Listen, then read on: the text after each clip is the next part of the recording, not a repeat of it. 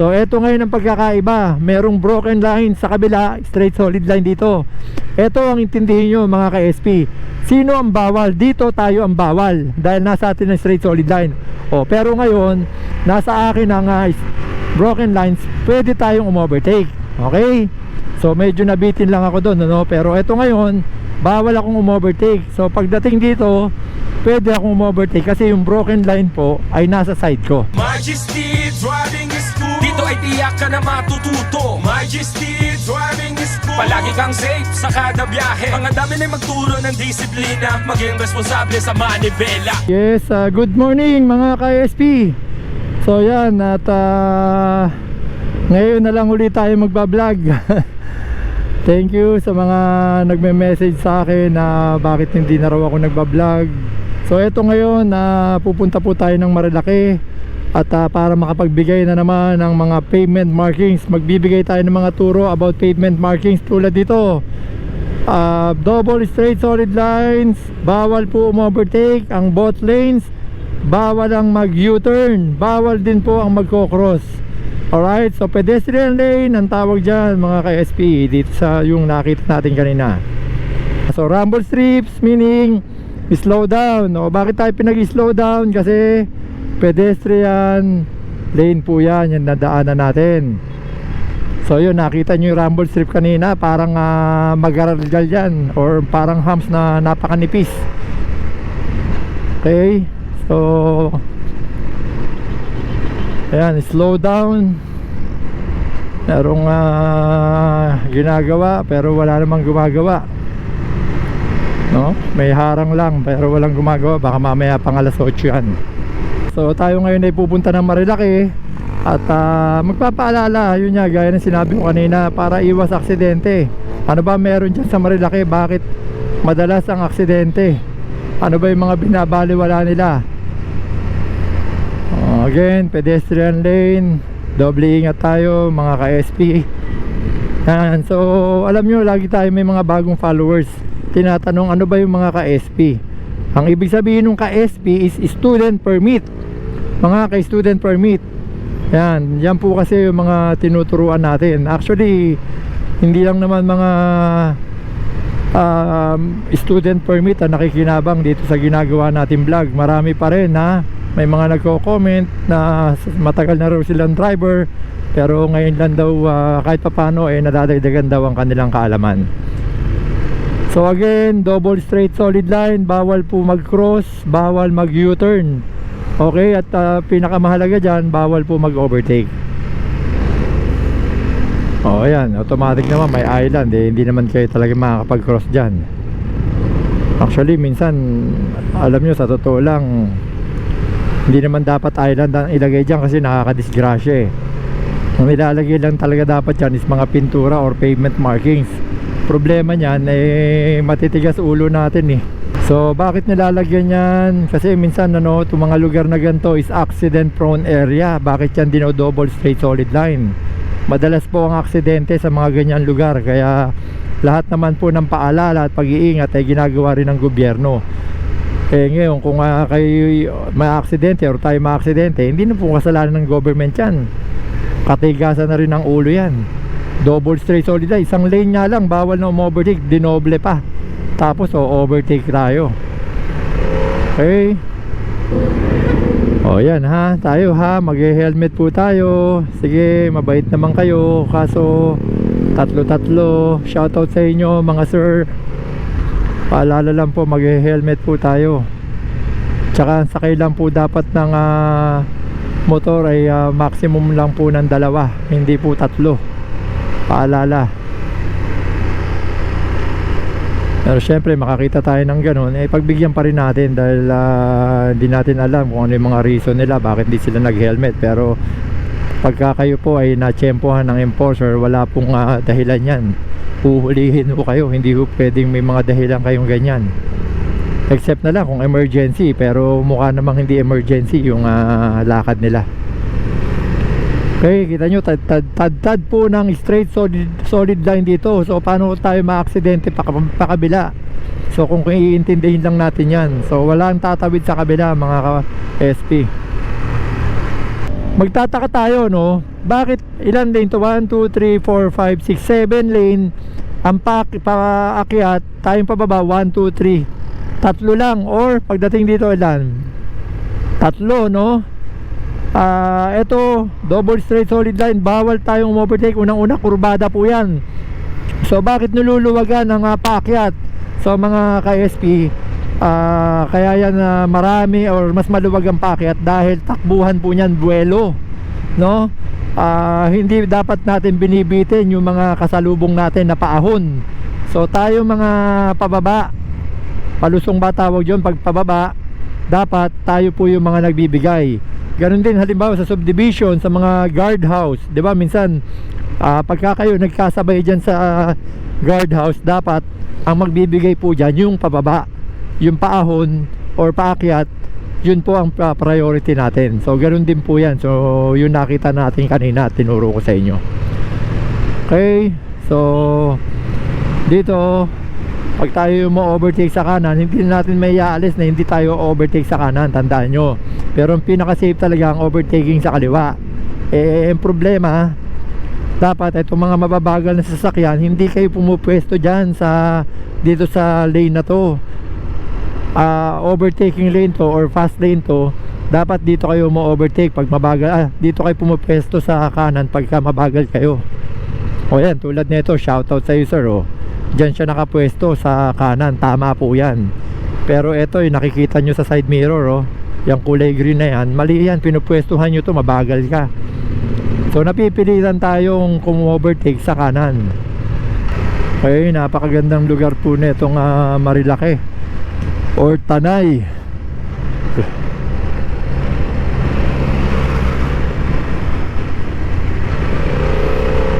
Ayan, dyan po tayo pupunta ngayon at magbe-breakfast tayo. Syempre ride, breakfast, pampaliwalas ng isip to mga ka-SP. Tataka kayo bakit ang dami-daming nagmumotor, magbe-breakfast lang dito pa sa Tanay. Alam nyo kasi sabi nga ni di ba, ni Dr. Willie Ong, alagaan natin yung ating mental health kasi diyan tayo nagkakaroon or nakakakuha ng sakit pagka stress tayo. So dapat tayo pag na-stress din, napapagod, gagawa na tayo ng paraan ngayon kung paano natin lalabanan yung mga stress na yan, mga ka-power or mga ka-SP. Alright, so eto, paano hindi matatanggal ang stress mo dito, oh. Green na green pa dito. Sa bagay, kahit dun sa south, okay pa. Dito rin sa Tanay or Marilake, maganda rin ang tanawin dito. So again, oh, kita nyo mga ka-SP, oh, double straight solid line. Alright, so wag tayong lalagpas dyan para walang aksidente. Pakiusap, merong rumble strip, meaning sila magbabawas ng takbo. Yan, unang-una pakurbada to, tapos babaliwalain nyo tong Marami dito na aksidente sa Marilake kasi binabaliwala yung pavement markings. O overtake, pakurbada, lalagpas, parang wala lang sa kanila. Ano ba yan? So mamaya paalam lang ako dun sa mga vlogger. Maraming vlogger dito sa Marilake, yung mga nagbibideo ng mga aksidente. So pipitas lang ako sa inyo mga ka-SP kuha lang ako ng konting video sa inyo para ma-share din natin yung mga video nyo na awareness din sa mga na-aksidente rito. Bakit hindi dapat nila gawin yun? Kasi tulad yung mga video na pinapakita nyo na ito, ipa-flash natin yan.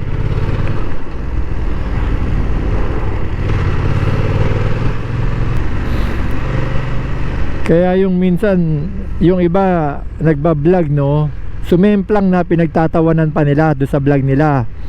Paano kasi hindi mo rin masisisi.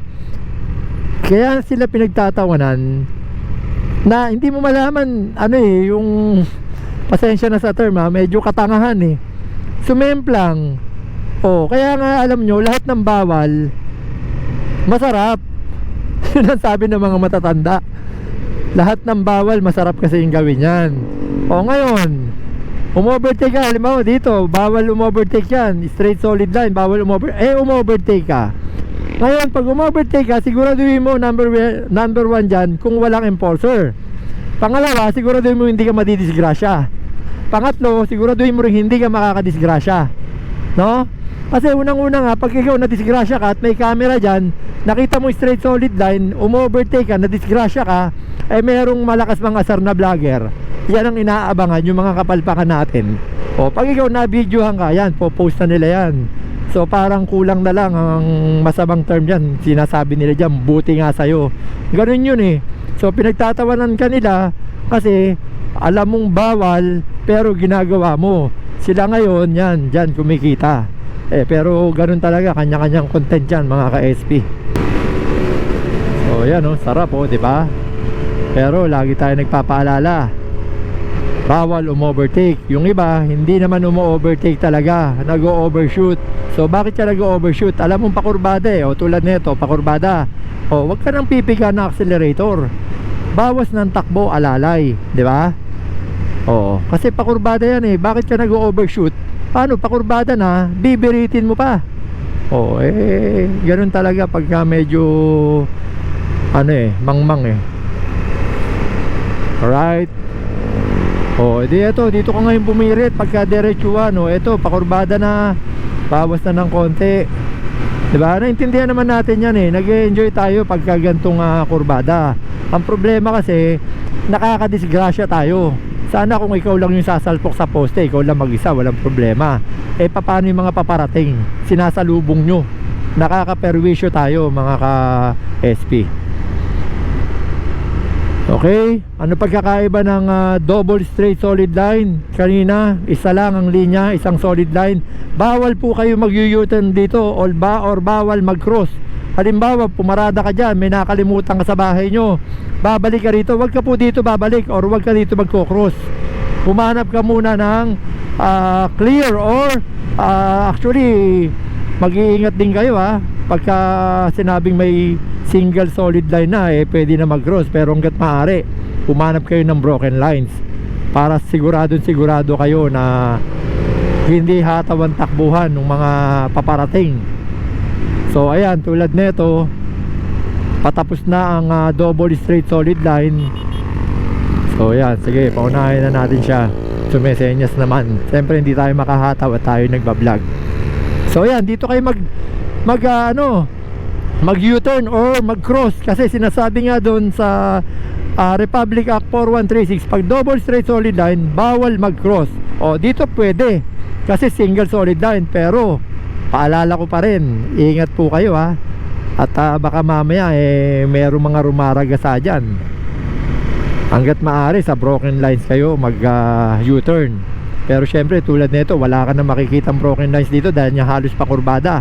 Anong gagawin mo? So mag U-turn ka, pero piliin nyo sa single solid line kayo mag U-turn kumpara sa double straight solid line. Okay? So sana natututo po kayo mga ka-SP yan ang problema, may aso. Yan ang mga disgrasya talaga, masasabi nyo pagka ang ganda ng takbo nyo, biglang may asong tatawid. Disgrasya po yan. Marami kasing pag-iingat. Minsan kahit anong ingat mo, pag talagang yung disgrasya lumapit sa'yo, disgrasya po yan. Pero syempre, ang panlaban lang po dyan is dasal mga ka-SP.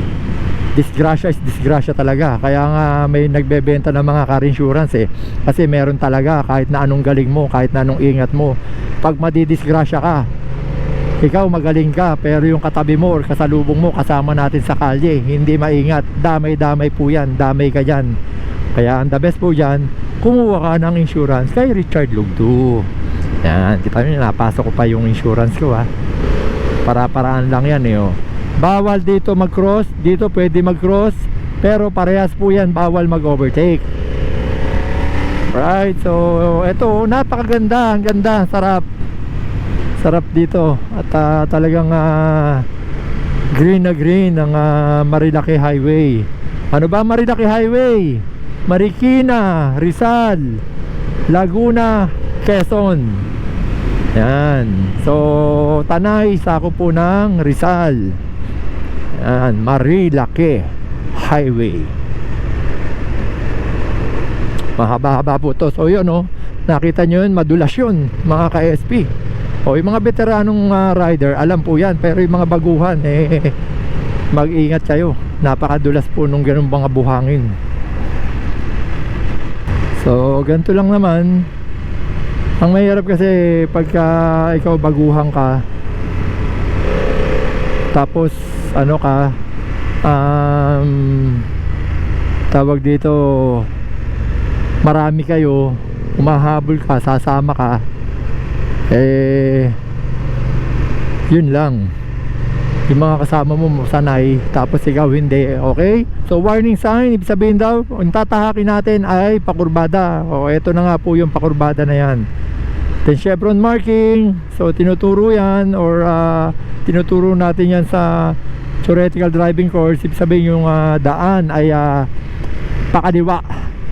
Okay, so kaya lalo na sa gabi napapakinabangan po yan, reflectorize yan, yung marking na yan.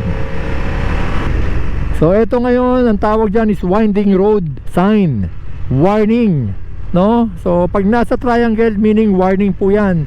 So isa, dalawa hanggang tatlong pakurbada ang tatahakin natin, or yan mga pupuntahan natin or dadaanan natin. Kaya paalala po yan. Yung mga sobrang galing, hindi binabasa yan or hindi iniintindi, nandun na po ang aksidente.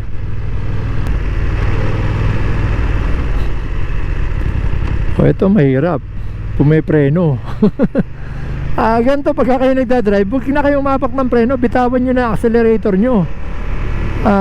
Babagal po kayo nyan.